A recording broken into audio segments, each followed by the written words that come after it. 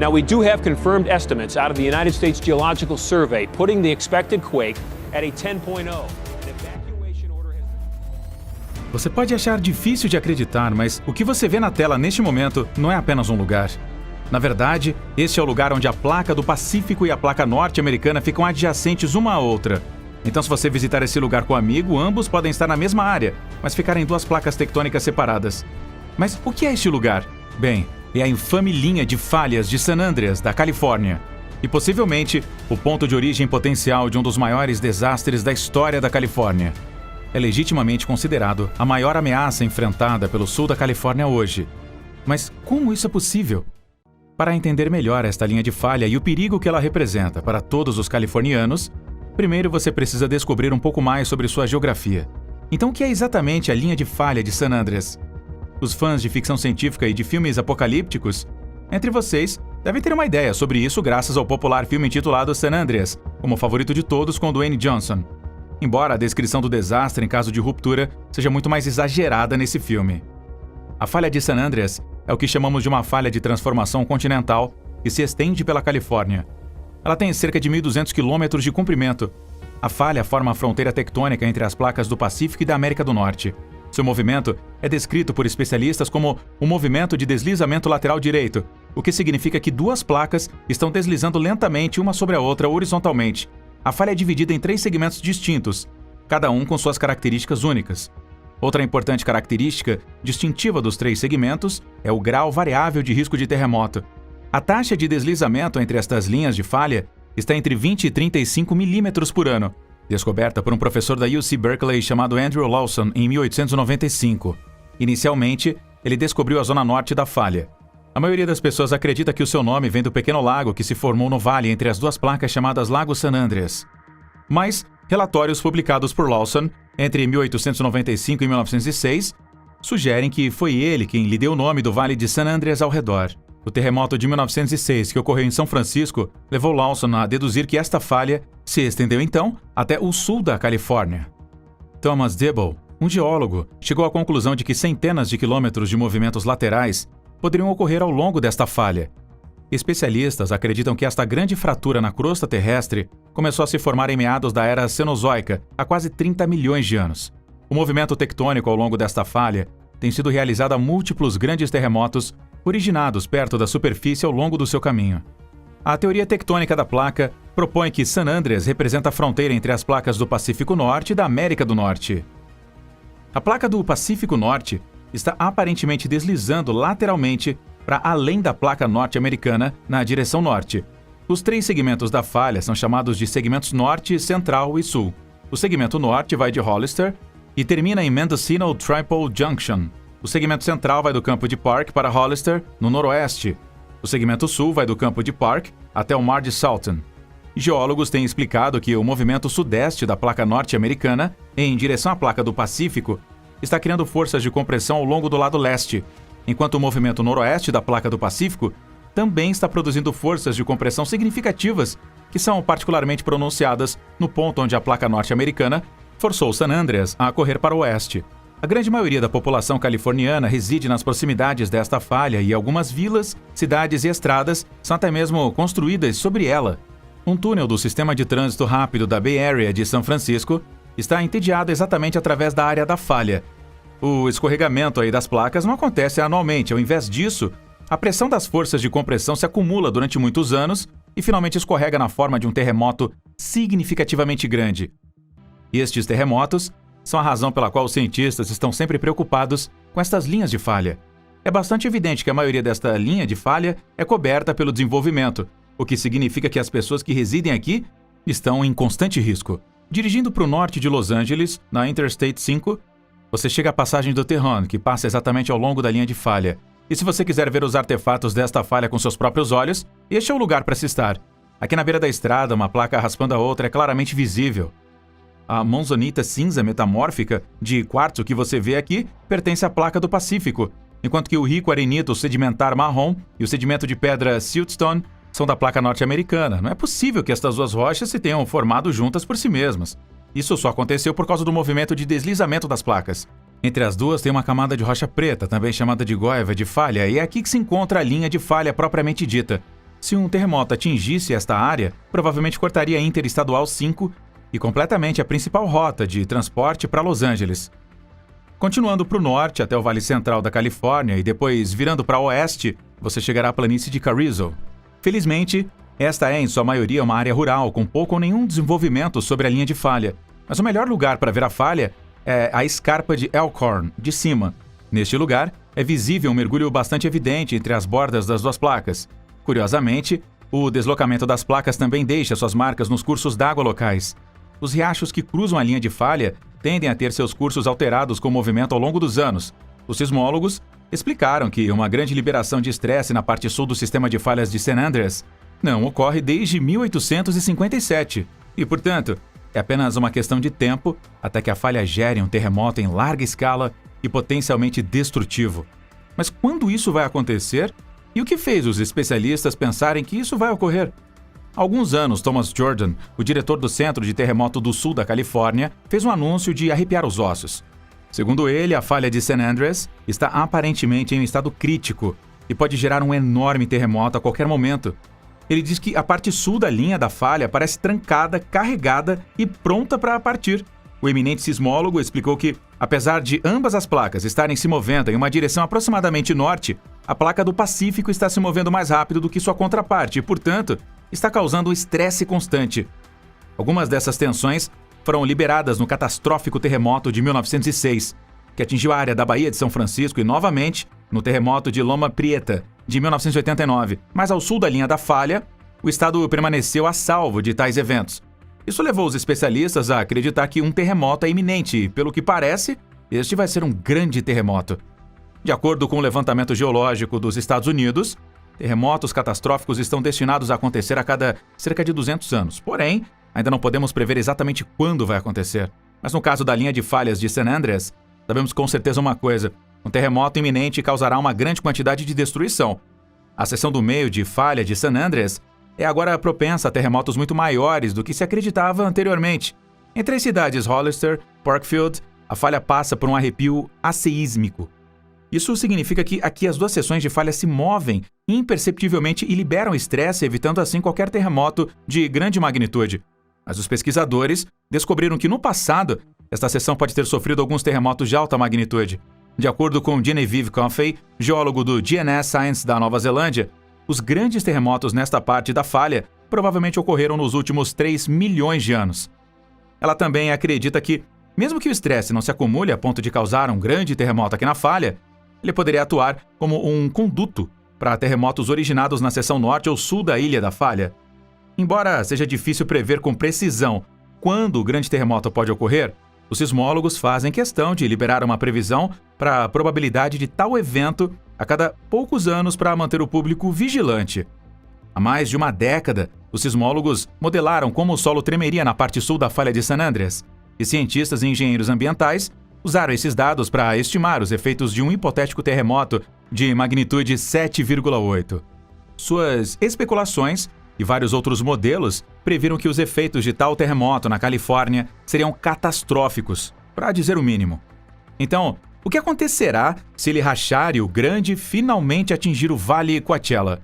Vamos começar olhando aqui para essa simulação do terremoto desenvolvida pela Academia de Ciências da Califórnia. Você pode ver aqui que San Andreas pode ser a fonte de muitos movimentos detectados na área da Bahia, mas várias outras linhas de falha também cortam a parte costeira da Califórnia, formando uma rede complexa de fraturas potencialmente perigosas. A falha de Hayward corre quase paralela à linha de falha de San Andreas e é responsável por uma boa quantidade de movimento entre as duas placas. Hayward mal se deslocou desde o seu terremoto de 1869. Essa simulação mostrará o que pode acontecer no caso de apenas 50 milhas de qualquer falha que atravessar a Califórnia se romper. Isso desencadearia um evento de cerca de 1/16 de intensidade do terremoto de São Francisco de 1906. O movimento do solo que ele pode causar irá variar dependendo da proximidade das montanhas, do tipo de solo e de outros fatores. Usando esses fatores, os cientistas calculam a intensidade do tremor de terra. Agora você pode ver os efeitos de um terremoto de magnitude 9,2 da linha de falha de Cascadia, e foi sentido ao longo de toda a costa do Pacífico. Você pode ver que, quando ele atinge o Havaí, então o Havaí reverbera a onda para a costa oeste. Um tsunami faz seu caminho para a Indonésia, Ásia, Nova Zelândia, Austrália e América Latina. Especialistas acreditam que o Big One vai atingir o estado com uma força quase similar. A pesquisa geológica dos Estados Unidos afirma que nas próximas 3 décadas há 99% de chance de um terremoto de magnitude 6,7 ou maior atingir a Califórnia. E há 46% de chance de que este terremoto seja de magnitude 7,5 ou mais. As previsões recentes limitam a magnitude deste terremoto iminente a 8. A devastação, em qualquer caso, será um dado adquirido. De acordo com o modelo hipotético de 7,8 de magnitude, com escorregamento de 2 a 7 metros, a construção que se encontra na falha será mais severamente afetada. Entretanto, graças à lei de zoneamento de falhas do terremoto de Aukist-Priolo, as construções nesta zona são poucas ou muito distantes.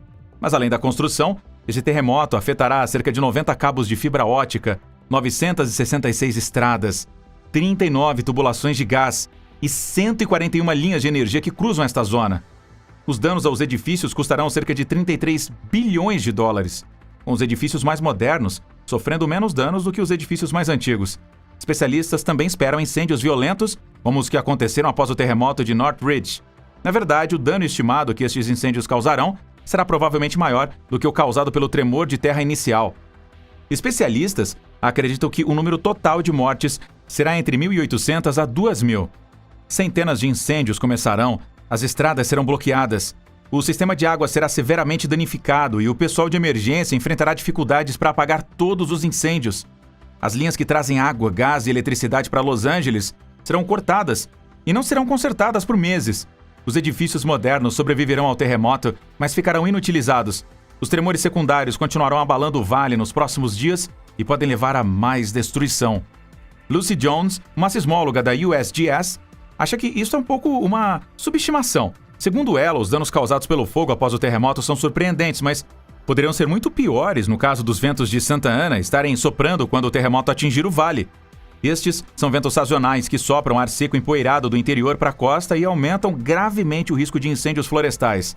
As reservas de água de Los Angeles não durariam mais de 6 meses e resultariam em uma seca severa. Os danos totais podem chegar a 200 bilhões de dólares. Cerca de 50 mil pessoas ficarão feridas e 2.000 morrerão. Lucy diz que não se trata tanto de morrer no terremoto. É mais sobre ser miserável depois do terremoto e as pessoas podem simplesmente desistir do sul da Califórnia. Tudo em que a população depende seria danificado e levará mais de 1 ano para consertar tudo isso. Na ausência de uma infraestrutura funcional, a economia provavelmente entrará em colapso e as pessoas simplesmente abandonarão esta parte do estado, incluindo Los Angeles.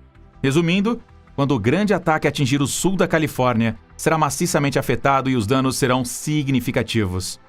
Entretanto, os californianos não são estranhos à devastação causada pelo tremor do solo. Então, talvez as consequências não sejam tão drásticas quanto Lucy Jones especulou. Muitos especialistas da Pacific Northwest Seismic Network também especulam que tais terremotos podem causar abalos secundários que podem desencadear tsunamis. Estes tsunamis enviarão enormes ondas de água que cairão sobre a terra e eventualmente levarão a inundações. Na verdade, um fenômeno chamado seiche pode causar corpos de água menores, como piscinas, para lançar poderosas ondas de água. Quando dizemos que a infraestrutura sofrerá danos insondáveis, não nos referimos apenas a edifícios. As pontes podem acabar empenadas, os trilhos dos trens vão torcer e atrasar a ajuda de fora, e as rodovias não permanecerão utilizáveis. O transporte público sofrerá danos imensos e provavelmente haverá pouco ou nenhum transporte nas semanas após o evento. Os socorristas, caminhões de bombeiros e ambulâncias também enfrentarão atrasos significativos, entre outros obstáculos. O terremoto de Tijuana, de 1857, rompeu quase 350 quilômetros no sul e no centro da Califórnia. Embora seja chamado de terremoto Fort Tijuana, seu epicentro foi localizado ao longo do sul de Parkfield. A magnitude deste terremoto foi registrada em 7,8, e o resultado na morte de 2 pessoas. Em 1906, a Califórnia não teve tanta sorte. Um terremoto de magnitude 7,8 rompeu quase 340 quilômetros no norte da Califórnia. O epicentro deste foi perto de São Francisco, e os danos que causou foram monumentais. O norte da Califórnia foi atingido por este grande terremoto em 18 de abril de 1906. O tremor de alta intensidade foi sentido desde Eureka até o Vale de Salinas. Os incêndios irromperam logo após o terremoto e as autoridades demoraram vários dias para apagá-los. É lembrado como um dos terremotos mais mortíferos da história dos Estados Unidos. Ele destruiu mais de 80% da cidade e matou mais de 3.000 pessoas. O número de mortos deste evento é considerado a maior perda de vidas devido a um desastre natural na Califórnia. Perdas de propriedade no valor de 400 milhões de dólares foram sofridas pelo estado em 1906, o que corresponde a mais de 8,5 bilhões de dólares hoje. Outro terremoto atingiu São Francisco, em 22 de março de 1957. Foi um terremoto de magnitude 5,7 e consideravelmente menos severo do que o de 1906. As perdas financeiras deste atingiram até $1 milhão e apenas uma pessoa morreu neste terremoto. O epicentro deste terremoto foi a falha de San Andreas, no oceano, a oeste de São Francisco. Em 1989, o terremoto de Loma Prieta rompeu quase 40 quilômetros perto de Santa Cruz, Califórnia. 63 pessoas morreram neste evento e danos moderados foram sofridos por alguns locais vulneráveis na área da Bahia. A magnitude deste terremoto foi de quase 6,9. O terremoto mais recente na região ocorreu em 24 de setembro de 2004. O terremoto de magnitude 6,9 abalou a área de Parkfield, mas os tremores secundários continuaram por uma semana após o evento principal. O tipo de movimento que ocorreu ao longo da falha tem um papel importante nestes terremotos. Blocos nos lados opostos da falha tendem a se mover horizontalmente como já estabelecido.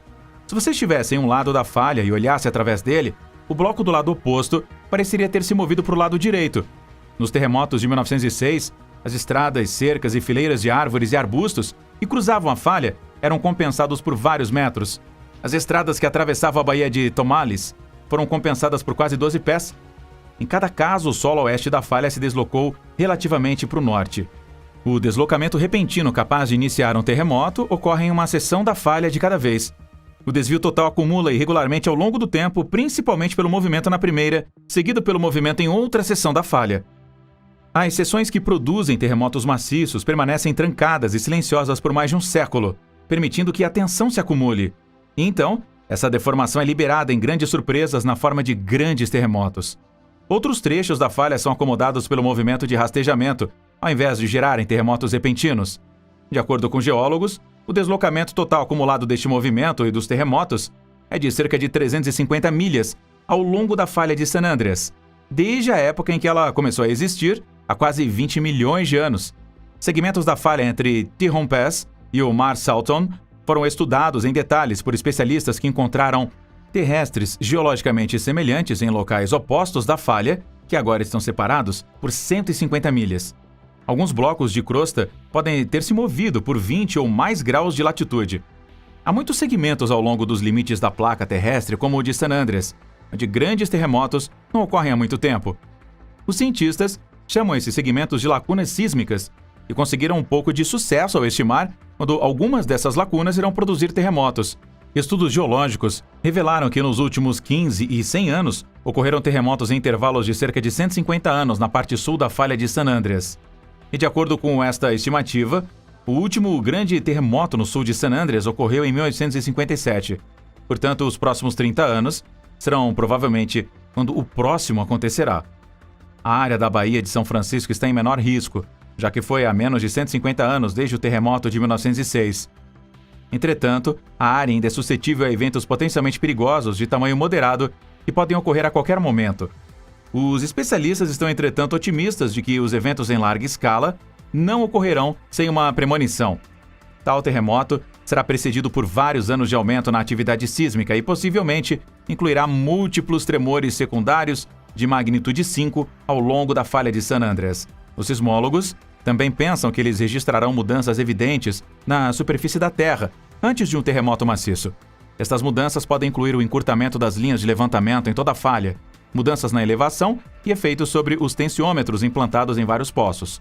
Uma seção de San Andreas, perto de Parkfield, Califórnia Central, é considerada uma área-chave para métodos de pesquisa empregados em previsões de terremotos.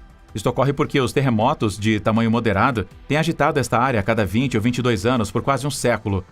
Desde o grande terremoto de 1966, Parkfield tem sido vulnerável a um terremoto de magnitude de 5 a 6 e um ocorreu em 2004. Além do San Andreas, o longo e letal corte da falha de Hayward ao longo da base de Berkeley Hills e diretamente através da Universidade da Califórnia também é uma bomba relógio. Ela passa sob um teatro, alguns dormitórios e os degraus do California Memorial Stadium. Os cientistas já sabem que os centímetros de Hayward se movimentam de forma constante, mas também sabem que as falhas não só se arrastam, como também se rompem e quebram. E esta ruptura vai acontecer de repente, sem qualquer aviso prévio. Um professor de Berkeley, chamado Richard Allen, declarou que Hayward é uma linha de falha particularmente perigosa. Ela não desencadeia um terremoto desde 1868 e, portanto, está programada para um grande terremoto no futuro próximo. Allen acredita que um terremoto em Hayward liquidificará completamente o campo do estádio. Aclamados especialistas deixaram claro que grandes terremotos são uma realidade inegável e para os californianos não vai parar de ocorrer. Mas o que os moradores locais podem fazer é estar preparados para tal calamidade. A Califórnia está desenvolvendo 3 grandes linhas de defesa contra um terremoto perigoso. Os edifícios em áreas sísmicas devem ser projetados e construídos para resistir ao movimento de chocalhos. Lucy Jones passou todo o ano de 2014 trabalhando então com o prefeito de Los Angeles para identificar vulnerabilidades e preparar a cidade para o inevitável. Os códigos de construção de estruturas mais antigas podem ser mudados para exigir uma reforma para que elas resistissem ao tremor.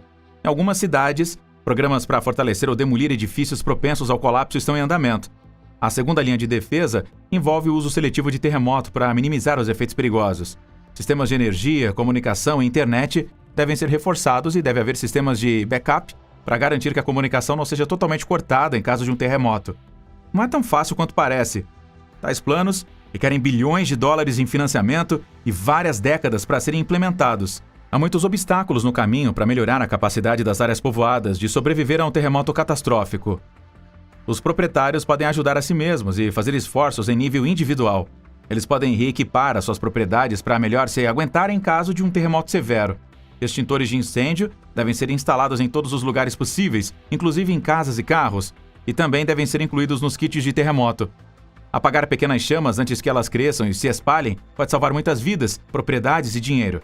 Escolas, empresas e bairros residenciais podem realizar exercícios de agitação para praticar o que eles terão que fazer quando um terremoto ocorrer. Também é importante não prestar atenção aos mitos do terremoto e viver com medo constante. Relatórios geológicos têm confirmado que, quando o grande tremor chegar, a Califórnia não vai se separar dos Estados Unidos e definitivamente não vai deslizar no mar.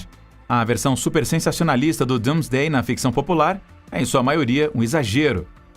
Ficar seguro durante um terremoto é algo que todo indivíduo terá que fazer por conta própria. Enquanto o chão está tremendo, é melhor permanecer preparado e se aproximar do chão rastejando sob uma mesa ou outros móveis se você estiver dentro. Se você se mover durante um terremoto maciço, há uma boa chance de você ser cortado por estilhaços de vidro ou ser atingido por objetos em movimento. O chão tremendo pode desequilibrar você, fazendo-o cair, e você pode sofrer ferimentos como resultado. A queda de fios elétricos e outros detritos pode atingir carros e pessoas e, no caso de um terremoto de alta magnitude, as equipes de emergência demorarão mais tempo para alcançar aqueles que precisam de ajuda. As pessoas precisam localizar espaços seguros em suas casas e, quando o terremoto cair, cobrir e segurar cada membro da casa. Também é importante estocar água e lanches e garantir que haja alguns disponíveis em cada quarto. Também será útil. Um terremoto violento pode romper a superfície da terra, provocar deslizamentos de terra e até mesmo liquefazer o solo saturado de água, de forma que as pessoas também devem estar preparadas para evacuar a qualquer momento. Os especialistas não podem apontar quando o grande tremor vai acontecer e se ele será tão grande quanto eles estão especulando que será. Mas como a Califórnia já experimentou a sua parte de terremotos no passado, é lógico que os habitantes locais darão todos os passos necessários para minimizar os danos que podem potencialmente causar. Mas e aí, quanto tempo a Califórnia tem, na sua opinião, antes que a linha de falha de San Andreas se rompa e provoque um terremoto letal? Vai ser tão devastador quanto os especialistas pensam? Ou eles estão superestimando isso? Conte pra gente nos comentários abaixo.